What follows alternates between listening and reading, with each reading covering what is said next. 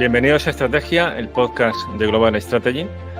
Soy Javier Jordán y hoy vamos a hablar sobre mentira y política. Y para tratar este tema tan interesante y tan preocupante, tenemos con nosotros a dos invitados de lujo.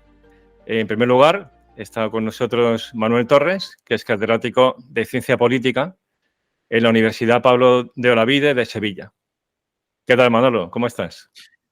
Hola Javier, pues nada, encantado de volver al podcast y además hacerlo acompañado de Luis, que es un placer doble. Exactamente, porque está también con nosotros Luis de la Corte, que es profesor titular de Psicología Social en la Universidad Autónoma de Madrid. ¿Qué tal, Luis? Hola Javier, hola Manuel, encantado de estar otra vez en el podcast. Pues sí, porque ya sois amigos, aparte de personales, amigos de hace tiempo, de hace años que nos conocemos. También sois amigos del podcast porque habéis estado un par de veces los dos por separado. Manolo ha estado con nosotros hablándonos de desinformación, también de ciberguerra en la guerra de Ucrania, y Luis pues también estuvo con nosotros hace un tiempo hablándonos sobre terrorismo a raíz de aquel libro que publicaste con Óscar Jaime, y luego aquel episodio que grabamos sobre Ceuta, interesantísimo, además tuvo mucho éxito de audiencia. Bueno, el tema que nos convoca hoy, que creo que es un tema relevante, es un tema que está en los medios de comunicación, queremos tratarlo, bueno, pues de una manera académica, que es el tono del podcast. Y es un tema que no se circunscribe únicamente a España, por tanto, creo que también es interesante para los que nos escuchan al otro lado del Atlántico, y es la cuestión de la política y la mentira. Entonces, por desgracia, la mentira es algo propio de la política, y si nos vamos a Maquiavelo, pues ahí está presente. Pero, sin embargo, hay una conciencia generalizada de que la mentira cada vez es algo más habitual, ¿no? Y es como el dióxido de carbono, que es algo que está presente en el aire, pero que a unos niveles ya muy elevados es altamente nocivo y letal. Y en este caso, grave para un sistema político. Entonces, ¿por qué tratamos una cuestión que sería más bien de un podcast de actualidad o de análisis político en un podcast que se dedica a los estudios estratégicos?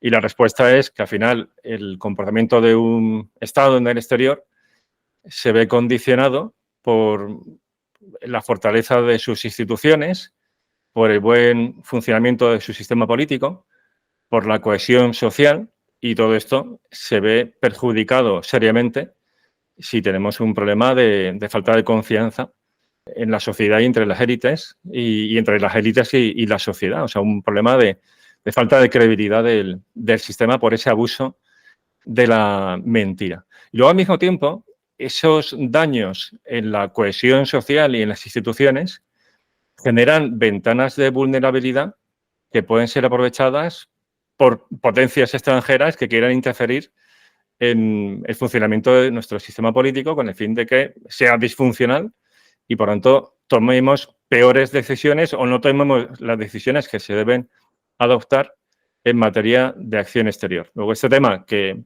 podría ser objeto de una tertulia política normal en cualquier otro medio de comunicación, queremos abordarlo aquí de una manera académica y yendo al fondo, ¿no?, de la cuestión por las implicaciones que tiene en el exterior. Entonces, os lanzo la pregunta y ya a partir de aquí empezamos la conversación. O sea, mi pregunta es, ¿por qué se ha normalizado la mentira en el modo normal de funcionar, tanto en España como en otros países? Y, sobre todo, ¿por qué dejamos que nos mientan y eso parece que no tiene costes políticos sustanciales? Es decir, porque hay muchos medios de comunicación que tendrían que controlar ese discurso político, esa buena salud del sistema, contribuyen a la mentira.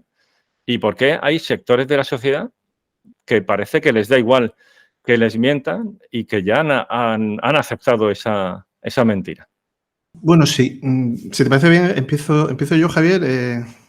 Sí, por supuesto, como Bueno, quieras. O sea, vamos haciendo una conversación así natural. De acuerdo. Bueno, pues yo sí que al hilo de todo esto que comentas y que por supuesto comparto el diagnóstico, sí que me gustaría hacer una especie de de aviso o de precaución, porque esa perspectiva de que la mentira es una fuerza que corroe nuestra realidad y que parece que poco podemos hacer frente a ella, no es nueva. De hecho, aprovechando esta convocatoria que nos hacías para hablar de este tema, aproveché para leer un libro de 1988 que en su momento, cuando lo leí, pues la verdad que me gustó mucho, que era El conocimiento inútil, de Jean-François Revel, que era un filósofo y periodista francés. Y en esta obra, que es posiblemente la más famosa de las que escribió, pues sostenía que la principal fuerza que mueve el mundo es la mentira. Y lo hacía como consecuencia de percibir que en esa época en la que él vivía, cuando se tenía mayor acceso a la información y al conocimiento que en ningún otro momento de la historia, pues veía con absoluta desesperación cómo determinados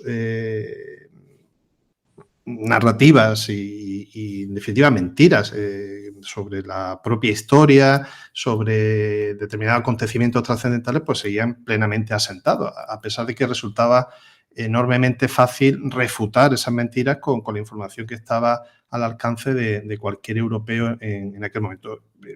A Revel lo que más le obsesionaba era la vigencia que tenía, por ejemplo, el comunismo, ¿no? Y ese relato sobre lo que había sido y era la Unión Soviética, la negación de los crímenes, de la situación de opresión, de falta de libertad, y eso pues le llevaba a ser absolutamente pesimista en cuanto al valor que tiene la información como antídoto para que la mentira no prospere, ¿no?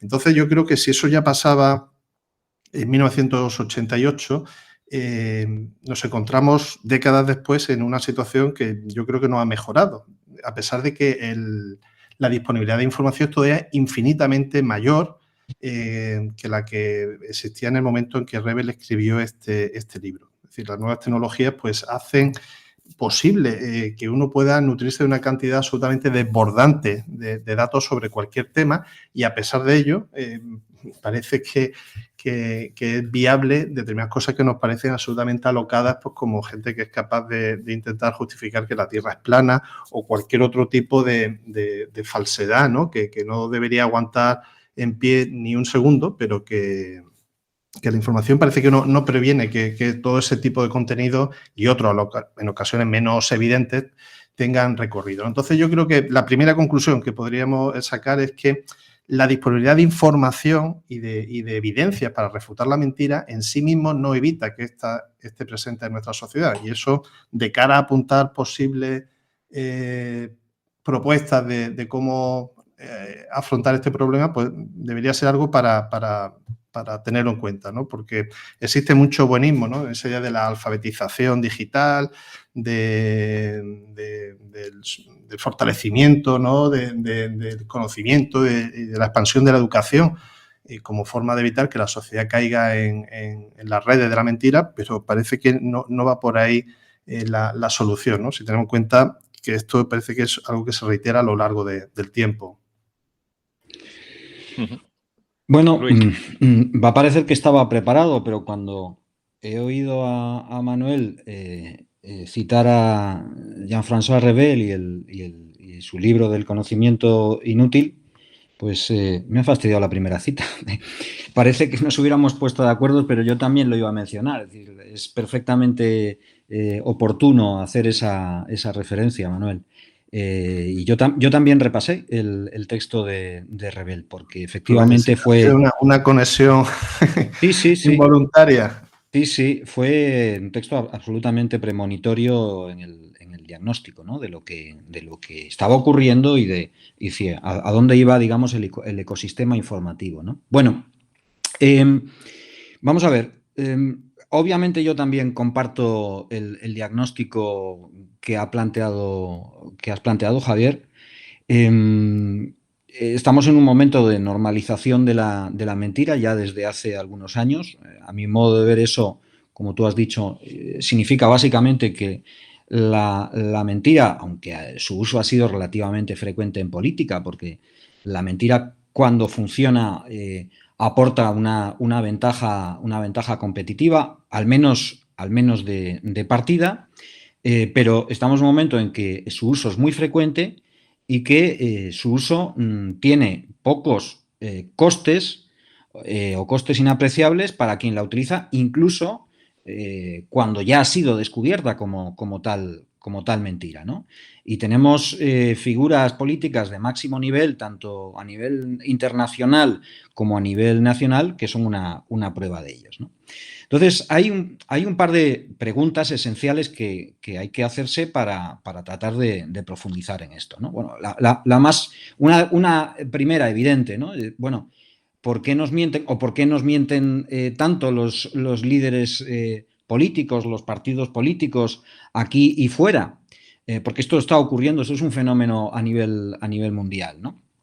Y hay una serie de explicaciones que pueden tener parte de verdad, pero que son un tanto simplistas, ¿no? Por ejemplo, tú puedes dar una explicación moral, ¿no? Bueno, pues será que la verdad ha perdido valor, al menos para las élites políticas y también para aquellos sectores de opinión pública que la disculpan o que incluso, digamos, tienen una actitud cómplice, ¿no? con quienes distribuyen mentiras. Bueno, yo creo que eso ahí hay un fondo de verdad, pero la verdad es que la mentira siempre ha tenido valor en política, ¿no? Y la verdad no ha tenido demasiado valor en política. Lo que ocurre es que,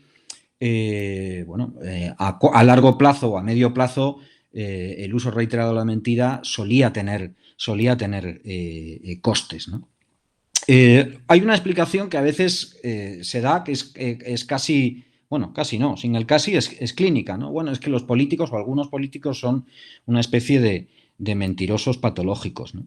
Bueno, yo creo que esto no hay tal. Sí puede haber una cierta adicción o quizá una costumbre, ¿no? Pero las mentiras son selectivas. Otra es que la mentira a veces progresa, pero ya no nos vale, como ha dicho Manuel, progresa por falta de acceso a la información. En el mundo en el que vivimos, eso ha sido así, por ejemplo, en sistemas dictatoriales, ¿no? La mentira era mucho más fácil de difundir porque los gobiernos ejercían una censura fuerte, controlaban los medios de comunicación, el discurso público, etcétera, ¿no? Pero hoy ya no es así, ni siquiera en países autoritarios y menos en democracias como la nuestra, ¿no?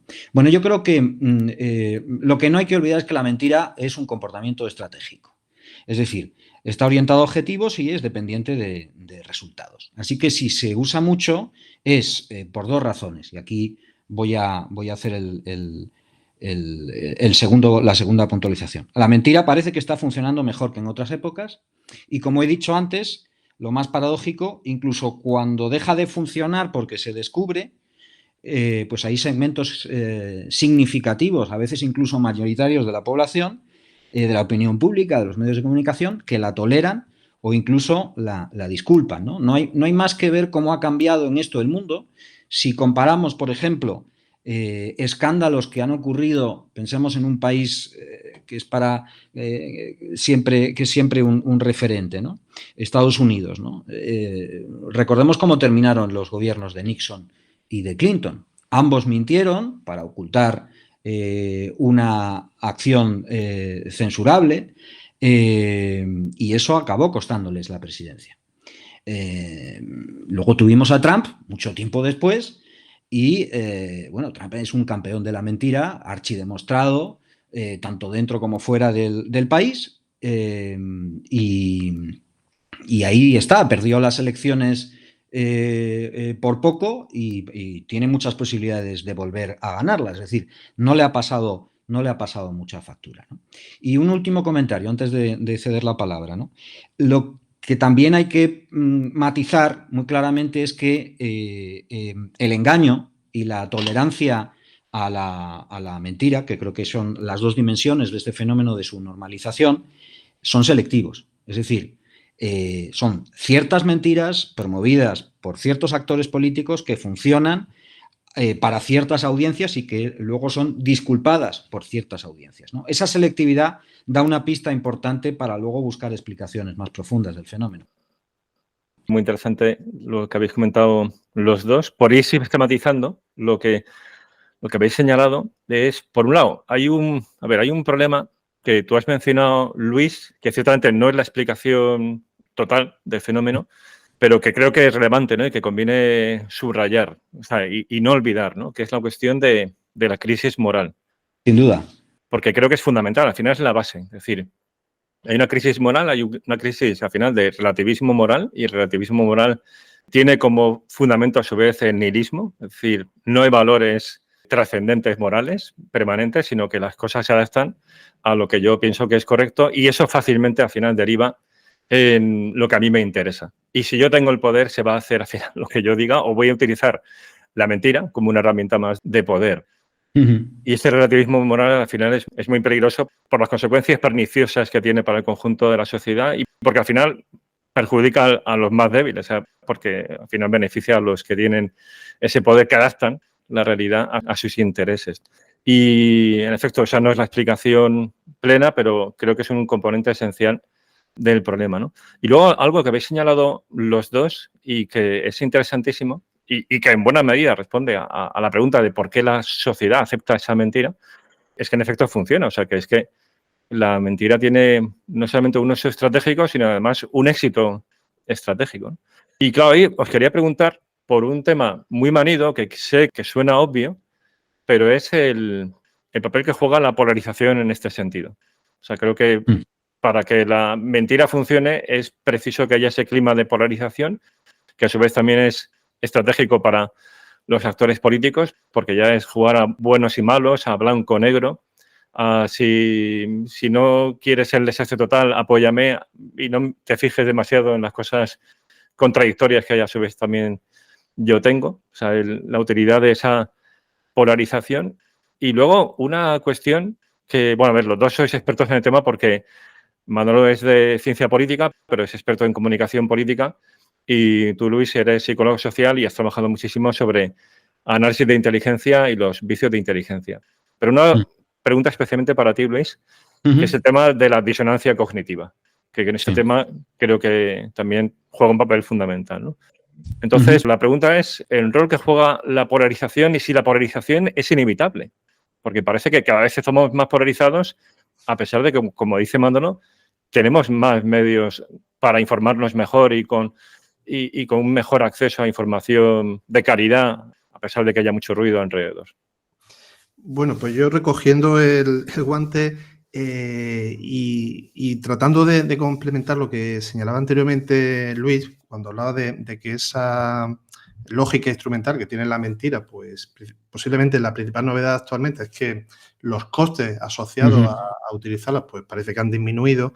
Yo creo que aquí hay un concepto de teoría política que nos puede ayudar un poco a entender qué está pasando, y es el de la ventana de Overton, que viene a decir básicamente que la viabilidad de una política pues depende de su aceptación pública, y por lo tanto los políticos no se atreven a formular o a tratar de llevar a cabo determinadas propuestas si consideran que no cuentan con esa aceptación tácita, ¿no?, por parte de la población. Lo interesante de ese concepto de la ventana es que esta se mueve, se amplía o se reduce con el tiempo, dependiendo de determinados cambios en la opinión pública, y yo creo que lo que se ha producido es una expansión de esa ventana de Overton, que viene a decir que bueno, la mentira no solo es una herramienta más, sino que tampoco es algo que lleve asociado un coste que anule o realmente condene una trayectoria política o determinado planteamiento.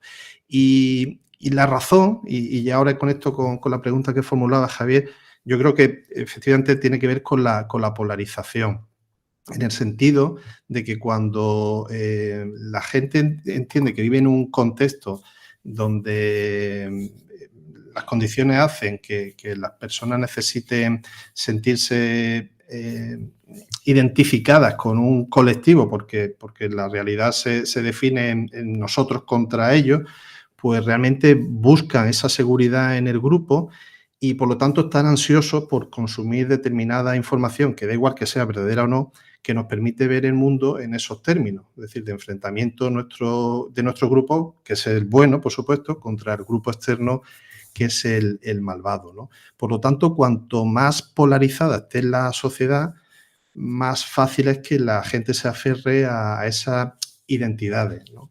Y aquí vuelvo a hacer referencia a un libro más reciente, que es el de Francis Fukuyama, con uno de sus últimos libros, que es el de las políticas de la identidad, ¿no?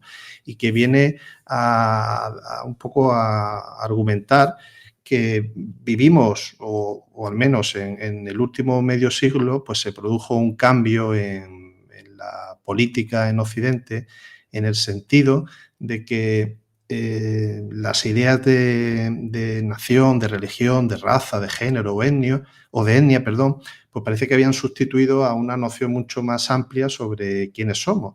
Y por lo tanto, esa identidad que cada ciudadano desarrolla, pues al final es el principal filtro a través del cual procesa la información.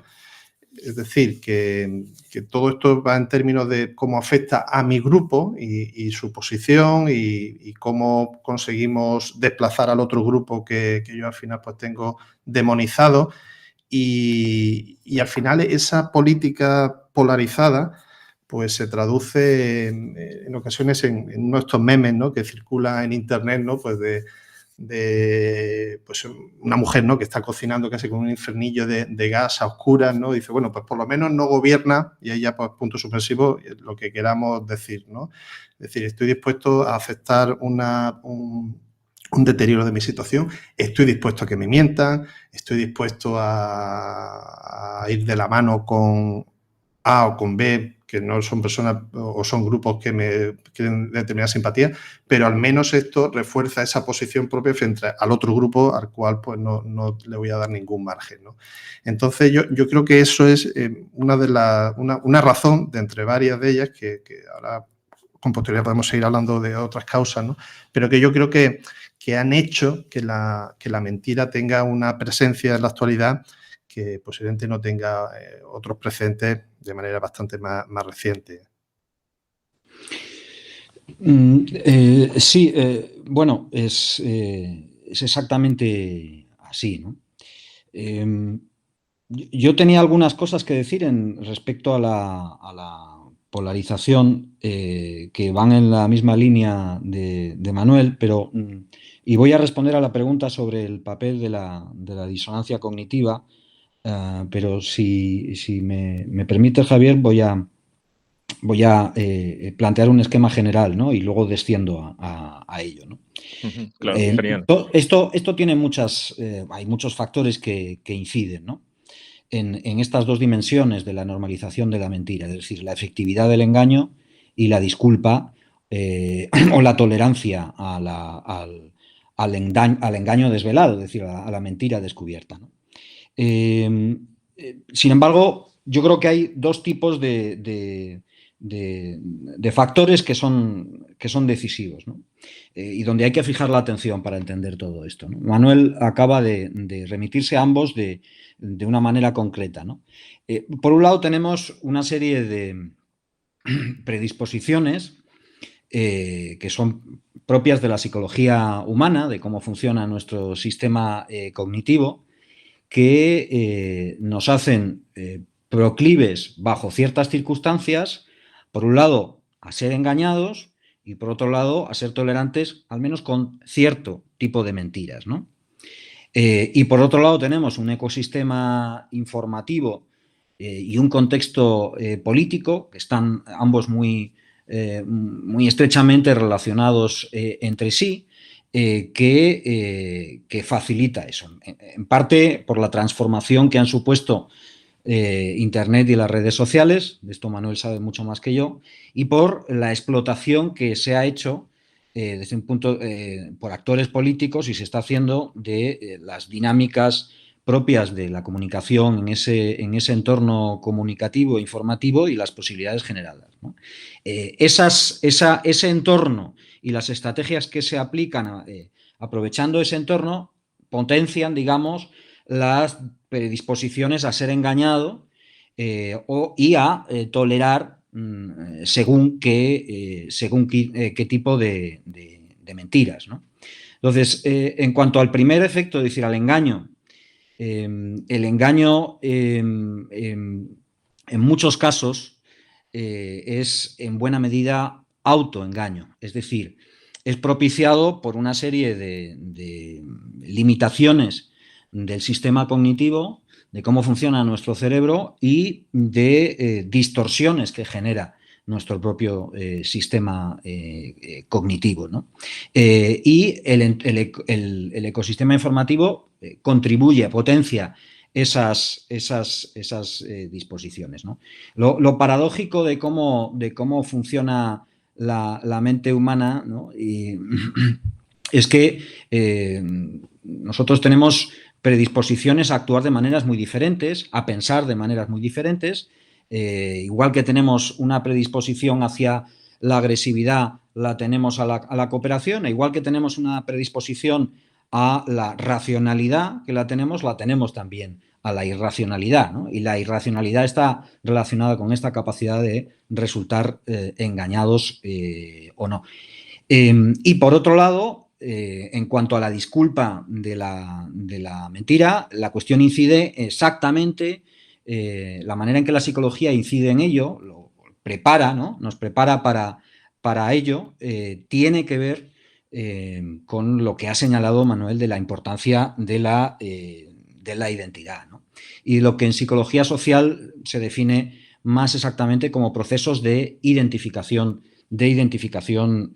social, que es un tema al que se ha dedicado bastante investigación desde hace mucho tiempo, pero que últimamente ha dado lugar a estudios y análisis de psicología política muy interesantes, ¿no? Sabemos que cuando se producen procesos de identificación social, pues se genera favoritismo endogrupal, es decir, favoritismo al propio grupo y a las personas que representan ese propio grupo. Si el grupo es un grupo político, pues es el líder o el portavoz de ese grupo político, y que eso genera una serie de sesgos a nivel a favor del grupo, de lo que el grupo hace y de lo que el grupo dice o sus representantes, ¿no? Un entorno polarizado y además deliberadamente polarizado, pues potencia muchísimo esa falta de parcialidad, o mejor dicho, esa parcialidad extrema a favor de lo propio, a favor del propio grupo, a favor de los colectivos que funcionan como referencia. En el ámbito político, pues los partidos políticos, ciertos líderes políticos, etcétera, ¿no? En el caso del engaño, pero también en el caso de la disculpa, la disonancia cognitiva cumple un papel esencial. ¿Por qué? Bueno, la disonancia es un estado psicológico que sobreviene cuando recibimos información que contradice nuestras actitudes, nuestras convicciones previas, ¿no? Cuando eso ocurre, eso produce un malestar psicológico, es incómodo, es desagradable, de tal manera que estamos predispuestos a hacer algo, ¿no?, cuando sufrimos una disonancia, o también para prevenir enfrentarnos a información disonante, ¿no? Hay estudios de neurociencia que demuestran, por ejemplo, que cuando las personas reciben información disonante, es decir, contradictoria con sus actitudes, sus preferencias, por ejemplo, podemos incluir aquí las preferencias políticas preestablecidas, cuando reciben ese tipo de información disonante, el área del cerebro que rige el pensamiento analítico reduce su actividad. Y sin embargo, cuando recibimos información consonante con nuestras creencias, con nuestras preferencias, etcétera, el área de cerebro que está relacionada con las emociones positivas incrementa su actividad. Eso es una indicación muy clara de hasta qué punto es complicado. Entonces, el sistema cognitivo tiene una serie de... Esto es una intuición inicial de Freud, pero que en realidad influye en la teoría de la disonancia cognitiva que luego desarrolla Festinger. El sistema cognitivo tiene un conjunto de mecanismos de defensa que sirven para bien reducir la disonancia si ya estamos atrapados en ella, pero sobre todo para prevenirla, ¿no? Y a partir de ahí se puede profundizar más en el análisis de esos aspectos, ¿no? Pero en último término, esos mecanismos lo que generan es una distorsión que facilita la credulidad ante determinado tipo de mensajes, aquellos que son congruentes con nuestras preferencias, incluso aquellos que nos confirman nuestros estados de ánimo, nuestros deseos, nuestras motivaciones, y también genera, y esto afecta a la disculpa de la mentira, también genera explicaciones específicas, cierto tipo de explicaciones de los comportamientos, digamos, en principio objetivamente censurables que realizan personas a las que identificamos como miembros del propio grupo o del propio colectivo. Hay digamos, un doble rasero que se aplica si se potencian estas disposiciones, digamos, que tenemos. Hay un doble rasero que se aplica. Cuando las personas o representantes de grupos con los que no nos identificamos, más bien con los que nos contraidentificamos, hacen cosas que desde un punto de vista imparcial estaría claro que están mal, incluida la mentira, responsabilizamos a los promotores de esa mentira o de esas cosas que están mal a quienes lo hacen.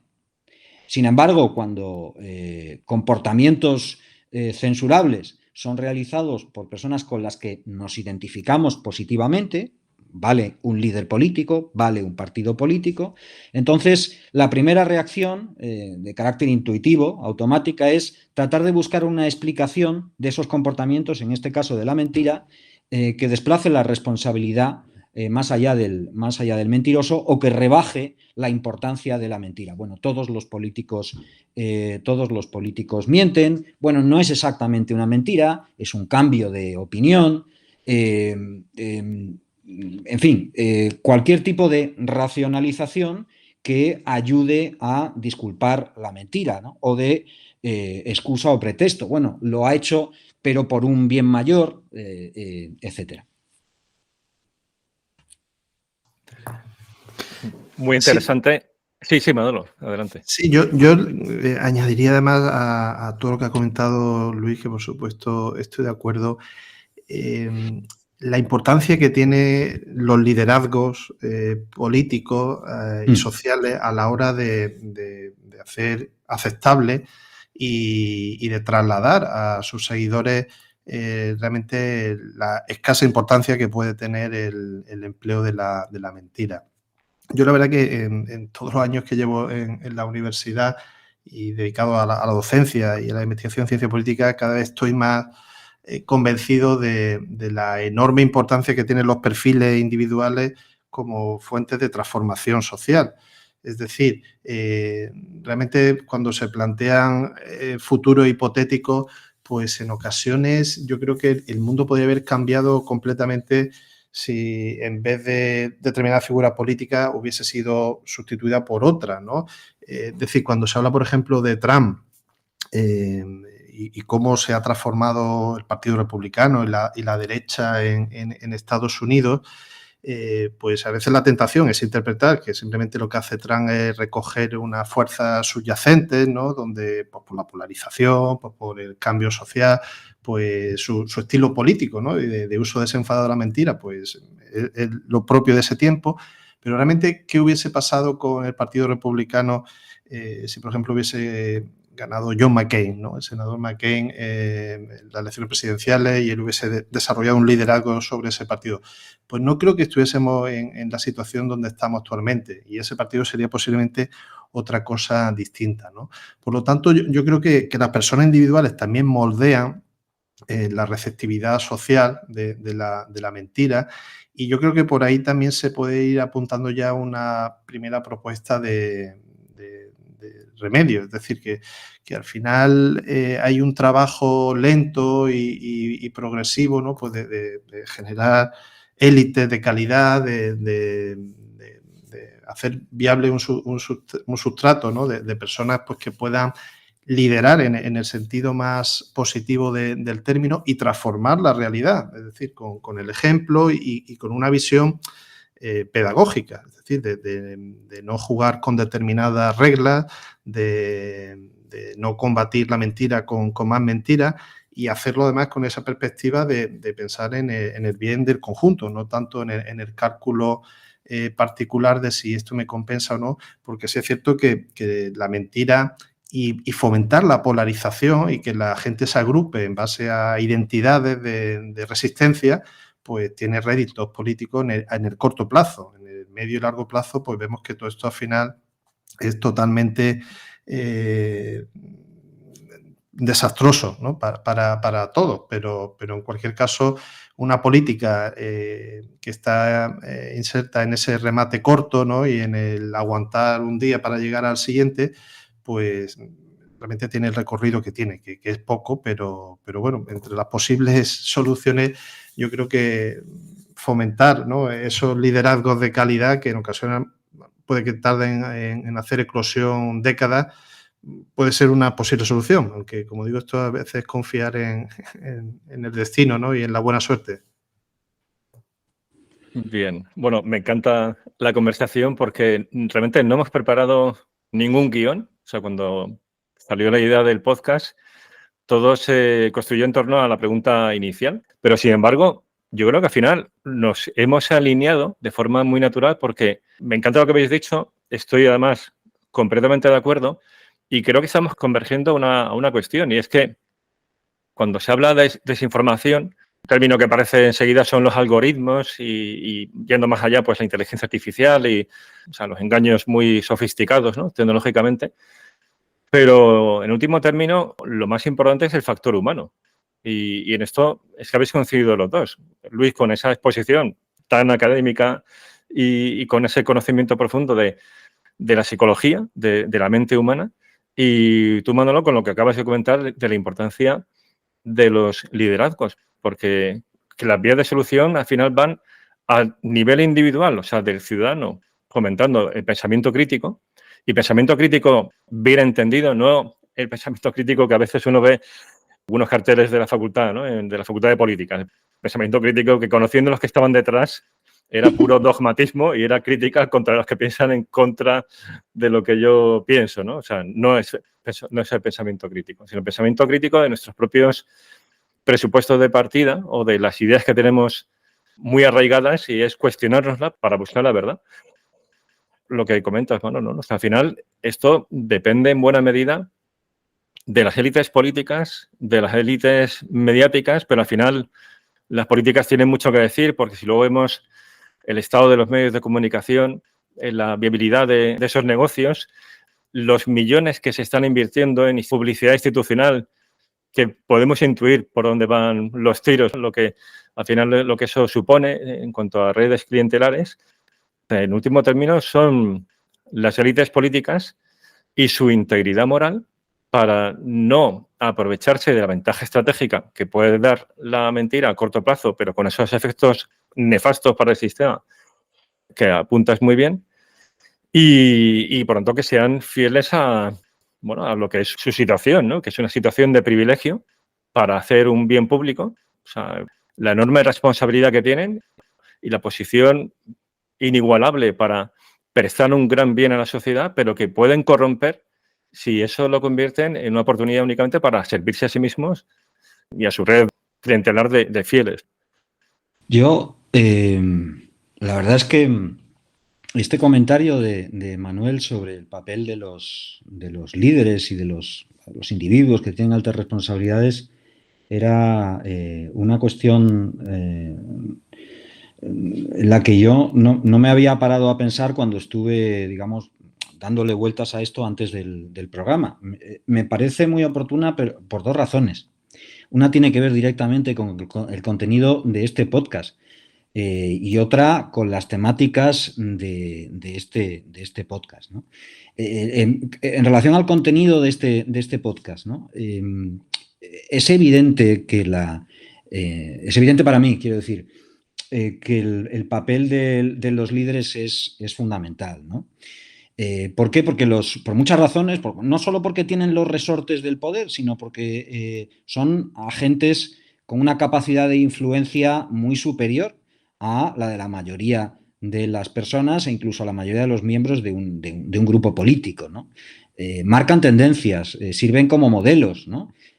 Ofrecen pautas incluso que, digamos, su electorado más o menos natural y a veces más allá de ese electorado natural, ¿no? Buena parte de una población recibe como criterios para determinar qué es lo tolerable y qué es lo intolerable en política, qué es lo que debe tener costes para el político y qué es lo que no hay que generar costes a partir de ahí, ¿no? Cuando un presidente del gobierno, en este caso un presidente de un gobierno de España, dijo hace algunos años que la política no tenía que estar al servicio de las palabras, sino las palabras al servicio de la política, bueno, estaba dando una indicación y una pauta de valoración del discurso de los propios políticos que fomenta ese nihilismo del que hablaba Javier antes, ¿no? Ese clima moral en el que todo se relativiza, nada es suficientemente grave, etcétera. Eso es una pauta, es decir, cuando un líder con capacidad de influencia, y podríamos volver a mencionar fuera de España a Trump, pero también podríamos mencionar a una figura como Putin, o en el Reino Unido una figura como Boris Johnson. Cuando un líder con que ha acumulado esa capacidad de influencia por su carisma personal o por su posición en un momento determinado,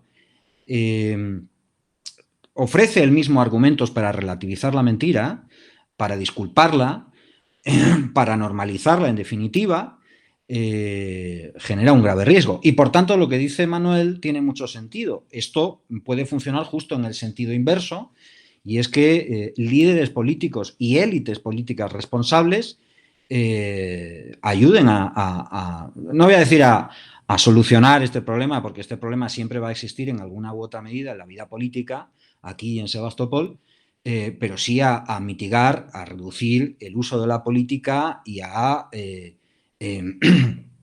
contribuir a que la sociedad esté dispuesta a penalizar la mentira, venga de donde venga, ¿no? Entendiendo que eso no es perfecto. La segunda razón por la que me ha sorprendido gratamente que Manuel mencione la importancia de los individuos para ejercer efectos transformadores sobre la sociedad, en la vida política y en otros ámbitos, decía que tiene relación con la temática general de este programa de Global Strategy, que son los estudios estratégicos.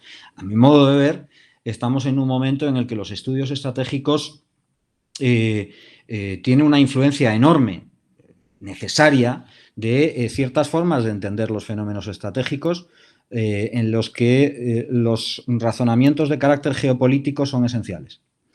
Pero son esenciales entendidos muchas veces con un enfoque absolutamente determinista, apoyado por algunos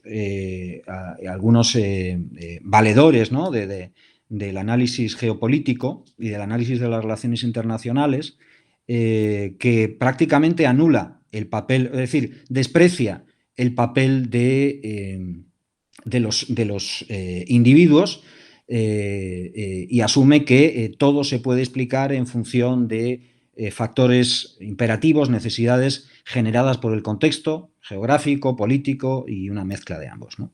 Y eso evidentemente es así, esa recuperación de la geopolítica era muy necesaria para el análisis estratégico, pero creo que estamos en un momento en el que ese énfasis en lo geopolítico está haciendo que se preste una atención insuficiente y un valor insuficiente al papel de los individuos. Sí, además, yo, completando algo que comentaba casi de manera tangente por parte de Javier, cuando decía que en ocasiones responsabilizamos de todos estos problemas y otros más a los algoritmos, ¿no? y a la emergencia de las redes sociales y del ciberespacio en general. Yo creo que hay que también tener en cuenta que algunas de las herramientas más útiles para demostrar y para poner en evidencia, ¿no?, como algunas de estas declaraciones son prácticamente mentiras, ¿no?, por parte de los líderes, provienen de ese propio Internet, que al mismo tiempo puede ser un enorme potenciador, ¿no?, de la mentira. Yo creo que posiblemente la principal responsabilidad que se le puede atribuir a las redes sociales, ¿no?, de Internet como facilitador de este contexto polarizante es precisamente que ha ampliado el rango de líderes que crean opinión y que transforman la propia sociedad. Y volvemos un poco a lo que comentábamos inicialmente, es decir, que no solo son los líderes, ¿no?, que están en la cúspide de la pirámide política o institucional los que moldean ese entorno, sino que al final hay líderes en el ámbito de la opinión pública que provienen del ámbito de los medios de comunicación, de los llamados influencers, de personas que al final tienen una capacidad de llegar a otras personas que nunca antes se había producido, ¿no? Y aquí también hay una responsabilidad, ¿no?, y una atribución de participación en esa aceptación de la mentira en esos otros líderes intermedios, ¿no? Yo, por ejemplo, cuando se hablaba hace años, ¿no?, de cómo los medios de comunicación iban un poco a surfear esa ola de la transformación digital y del paso a ese nuevo entorno, pues se decía que no podían dedicarse los medios digitales a contarle a la gente lo que ya sabía del día anterior, sino que tenían que ofrecer algo distinto. Y, por desgracia, ese algo distinto en ocasiones se ha convertido en opinión. Es decir, que la opinión es muy necesaria en el ámbito también de la prensa y de los medios de comunicación. Pero lo que hemos asistido es a esa emergencia de un periodismo de trinchera, ¿no?, cuya finalidad es apoyar a tu grupo. Es decir, volvemos a esas políticas de la identidad, ¿no? Es racionalizar, es interpretar, es dar una pátina de legitimidad a la mentira del día anterior, ¿no? Entonces, aquí también ese llamamiento a la responsabilidad que ejercen los líderes, pues también hay que hacer mucha pedagogía en el ámbito de los medios de comunicación y de todos aquellos que al final afectan al entorno informativo para que asuman esa responsabilidad que tienen como líderes transformadores y para que entendamos que la mentira al final es algo que, a pesar de esa utilidad inmediata, pues al final termina pasándonos factura absolutamente a todos. Yo añadiría algún comentario respecto a los modos en que el ecosistema informativo, ¿no?, facilita el problema de la normalización de la mentira. En términos generales, si hablamos de países de nuestro entorno a los que tomamos como referentes, ¿no?,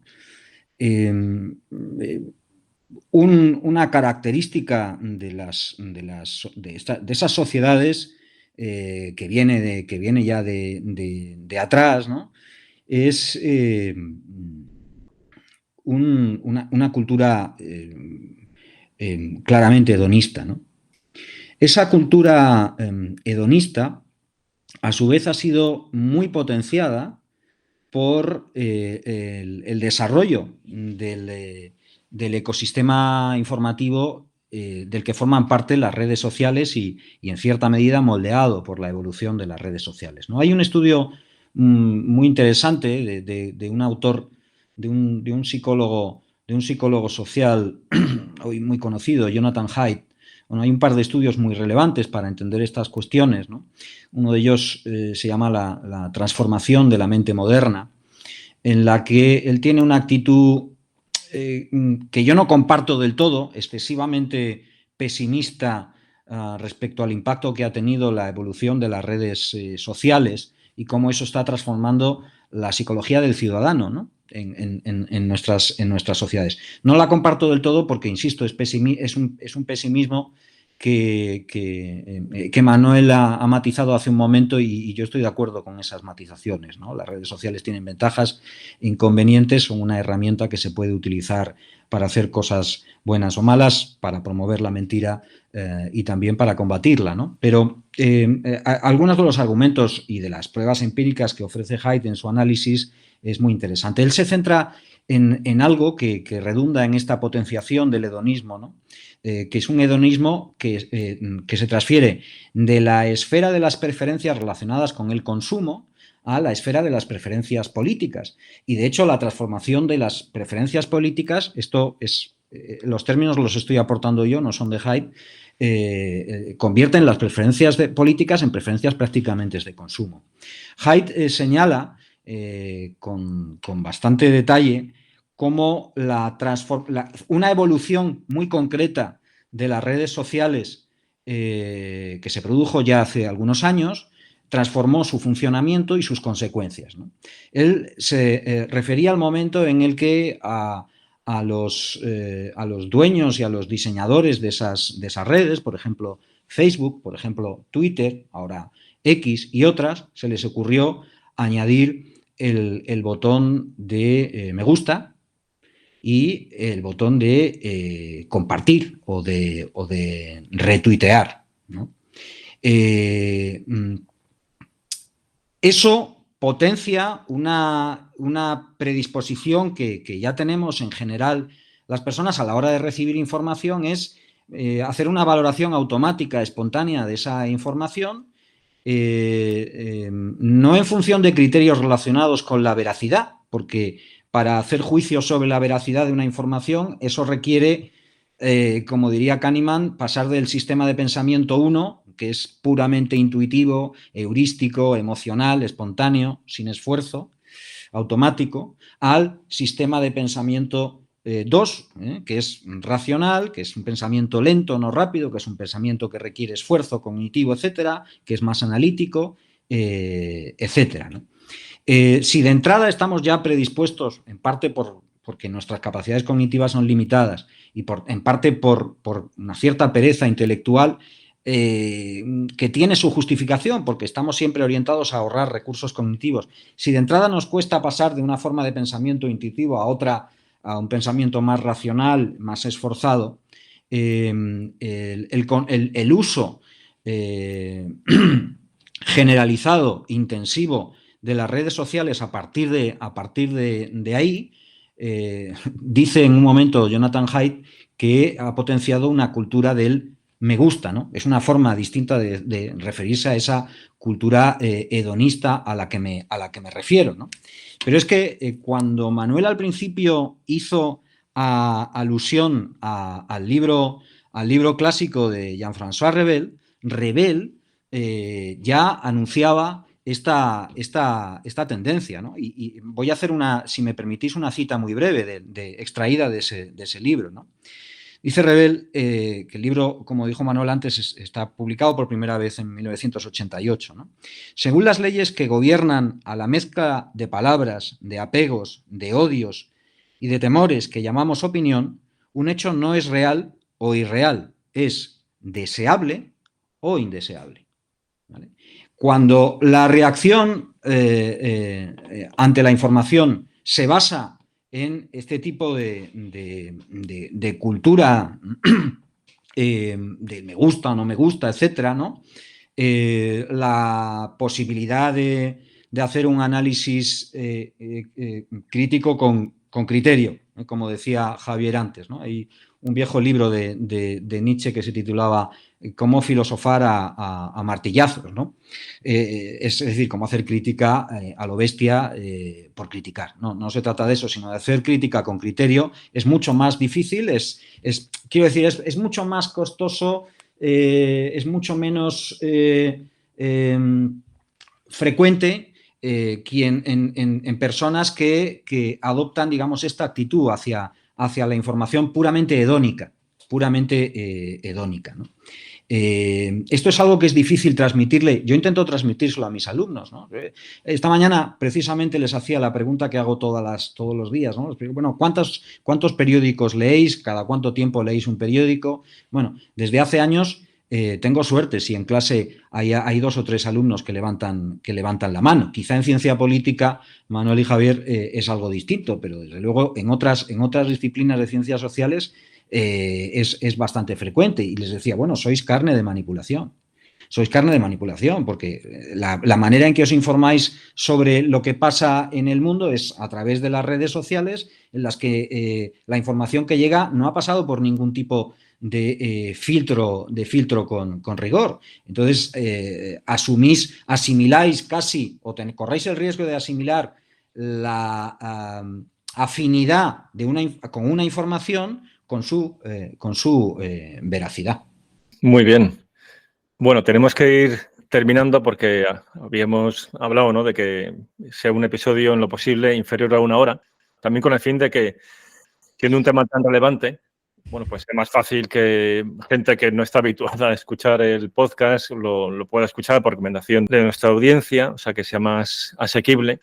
Creo que coincidimos yendo a lo esencial, ¿no? Y no haciendo de todo justicia a la cantidad de contenidos que habéis introducido, ¿no? Pero lo crucial que es el factor humano, tanto a nivel individual, o sea, del ciudadano, como luego de ese individuo si tiene una responsabilidad política. O sea, en el sentido creo que es una aportación. El podcast, dentro de las muchas cosas que se pueden comentar sobre desinformación o mentira política y demás, creo que esta es una idea fuerza que ha quedado clara, ¿no? Y que habéis argumentado muy bien. Pero al mismo tiempo es un reto formidable, porque lo que comenta, sobre todo Luis, ¿no?, en esta última intervención, es que requiere una formación por parte de la familia, por parte de la escuela, de la persona en el modo como piensa. O sea, es que lo que me estabas comentando me lleva a pensar en el libro clásico de Richard Heuer de Psicología del Análisis de Inteligencia y de cómo el analista ha de conocer sus propios vicios y hacer una continua gimnasia mental para estar atento a ellos y refinar su pensamiento, ¿no? Claro, eso se lo estamos pidiendo al ciudadano individual que tiene muchísimas cosas que hacer, que no es especialista y que no va a recibir esa formación. Pero es que, por lo que habéis comentado, al final no hay otra vía. Eso y luego esa responsabilidad social, esa responsabilidad moral, en último término, de las élites políticas. Así que, bueno, este es un tema que podemos hablar muchísimo más sobre él, pero si os parece, vamos cerrando con el fin de ajustarnos a ese tiempo. Así que daros muchísimas las gracias a los dos y también a quienes nos escuchan. Animaos también a los que nos escucháis a difundir en particular este episodio para que llegue a mucha gente. Esto tiene también una vocación de aportación social, de regeneración política y social de nuestro país y de los países de aquellos que nos escuchan que no son españoles. Y pues nada, muchísimas gracias y confío en teneros aquí de nuevo tratando otros temas, porque sois habituales del podcast. O sea, esta es vuestra casa y por mi parte gracias y seguimos. Pues muchísimas gracias, Javier. Ha sido un placer charlar contigo y con Luis y yo creo que me quedo con eso, ¿no? Con esta voluntad de la gota a gota, ¿no?, de ir calando en la sociedad y, bueno, si al final queda presente esa idea de la necesidad de humildad, ¿no?, y de responsabilidad social, pues yo creo que algo habremos avanzado. Bueno, pues muchas gracias también por mi parte. La verdad es que más que agradecerte que me hayas invitado, que te lo agradezco mucho, Javier, a debatir además con Manuel, que es un referente sobre estos y otros muchos temas, te agradezco aún más que se te haya ocurrido, ¿no?, hacer un podcast sobre este asunto, porque desde luego la relevancia que tiene para la ciudadanía, para nuestro país, para otros países, para el mundo hoy es difícil de exagerar. Es difícil de exagerar. Yo creo que esto es muy importante y es uno de los desafíos de nuestro tiempo, sin ninguna duda. Fantástico. Muchas gracias. Un abrazo. Un abrazo. Un abrazo.